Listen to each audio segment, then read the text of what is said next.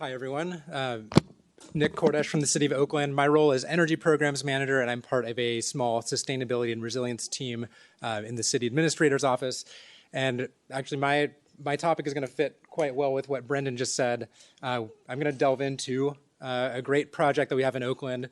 It's rebuilding Oakland's Lincoln Square Community Center into a resilience hub.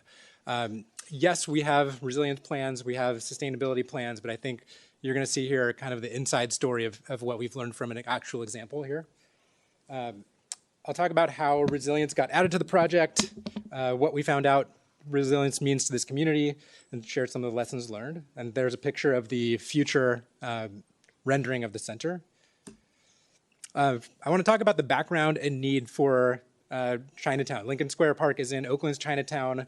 It is really Oakland Chinatown's trusted third space. That was one of the original 7 city squares in Oakland. It grew in the 1850s, Gold Rush Railroad era, and it's been kind of the center of that part of town ever since. And what happens there at Lincoln, you can see in the pictures. One of them is Tai Chi classes. That's the basketball court. You get little kids doing basketball, ping pong, older folks doing Tai Chi. That place is packed pretty much all week. And the other picture is a circus event that is a part of a series called Lincoln Summer Nights. So kind of every week there's some event going on there. And Chinatown really has a need for resilience. It hits all the metrics. When we apply for grants, we see that the median income is about $28,000, 40% of the population is over 65.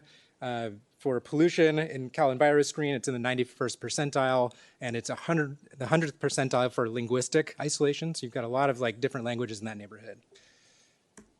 The problem here is that the structure is really small and outdated. It was built in '76. This is a picture I did during an energy audit. The roof just has a puddle on it. It's actually leaking into the space there. We don't want to spend too much effort fixing it as we're demolishing it, but that's the reality, and it's still packed. I'll talk about how resilience became the vision for this project. This was set up as a standard capital improvement project as a renovation. So it was just going to be cleaning up the space, rebuilding exactly as is. And kind of the story, I think, is telling. So that was 2019 that it got accepted in the capital improvement program.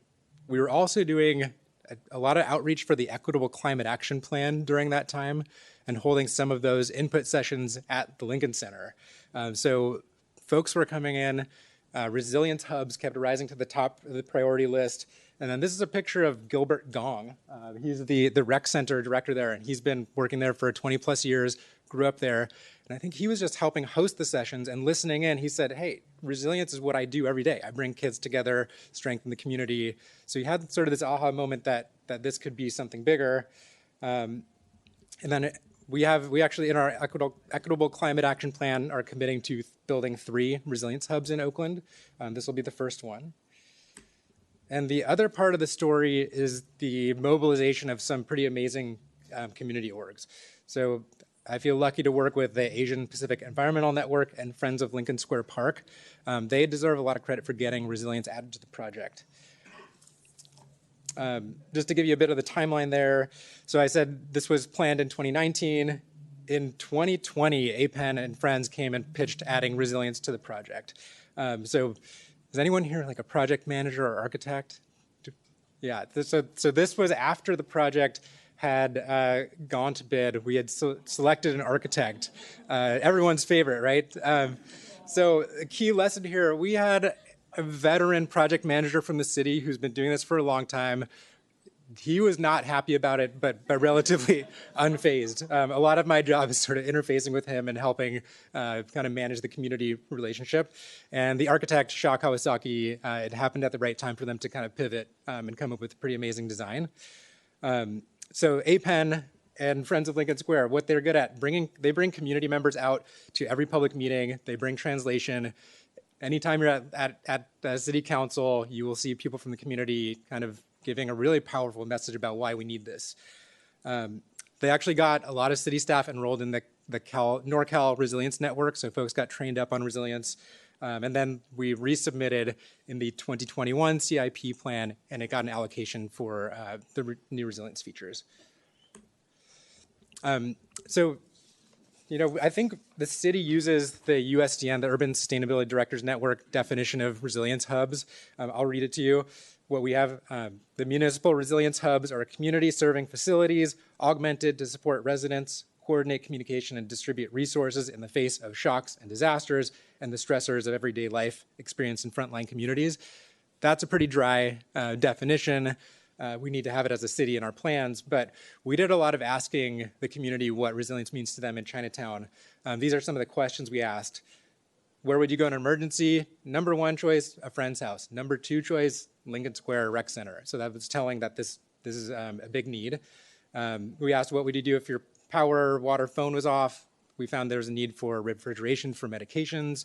I think we learned during COVID there was a lot of miscommunication going on in Chinatown, and people want like a central place to go and get information. And then we talked about services, a lot of elder care, translation, interpretation of social services, and I think we're continually collecting the concerns there. So that discussion really informed what the physical plan for the building will be. This is a picture of one of the many community input sessions we had. The building will have backup power, solar and battery, air filtration for smoke and pollutants. That's a big concern for the community. The heat pump system will give it a cooling capacity, translation with emergency communications, refrigeration, and a lot of flexible spaces for programming. What we're focusing on now as we're entering the construction phase is figuring out the details of programming. So we know in Chinatown the emergency preparedness trainings have been extremely popular. We got a big turnout for that. We'll continue that. The rec center director wants to expand the normal programming there with the additional space, and we'll host resilience-focused programming from the CBOs in the area. The second set of bullet points I have here is we're working on figuring out the operations mode for this place. With a city facility, you've got multiple departments that have a stake in this, including your fire department, emergency management, the Oakland Parks and Rec department. So we've been thinking of a blue sky mode. That's when everything is normal. A resilience hub mode where the rec center staff really dictates, what features they're going to use and what to turn on. The emergency activation is when we get a call from our emergency department that says, hey, you need to activate a shelter because there was a fire or a flood or something in the neighborhood.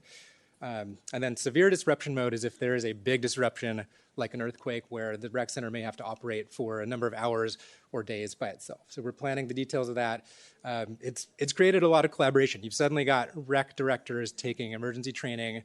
You've got our emergency department getting really deep into community outreach, which is, I think, a good practice for them. That picture is from one of the emergency trainings where we give away kits. I wanted to share some of the benefits that I think we didn't see coming from this edition of resilience.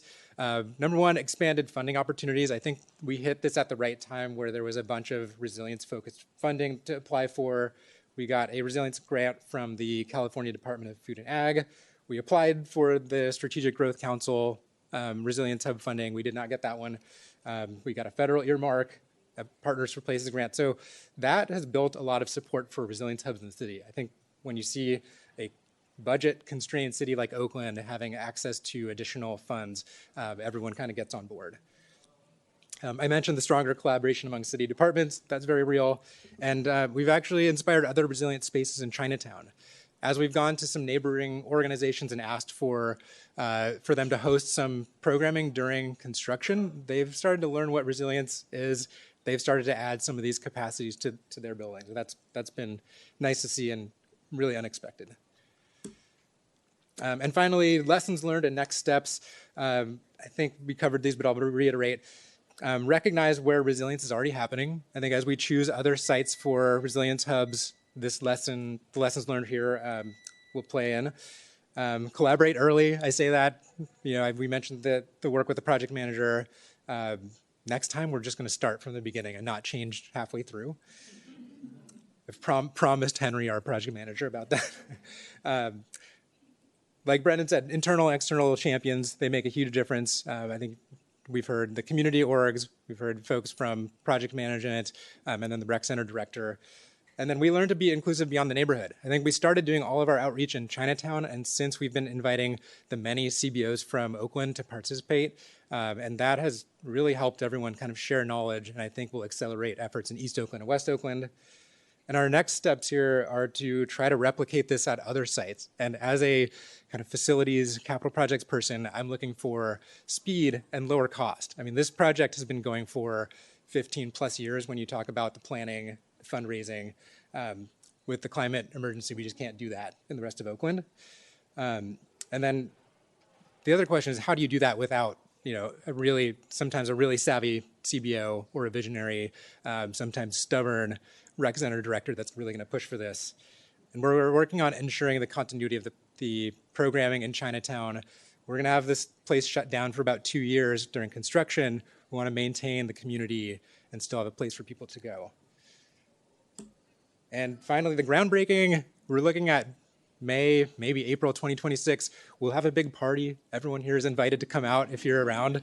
We'll have many parties. The groundbreaking progress reports to the community, and then someday an opening, probably 2 years after that.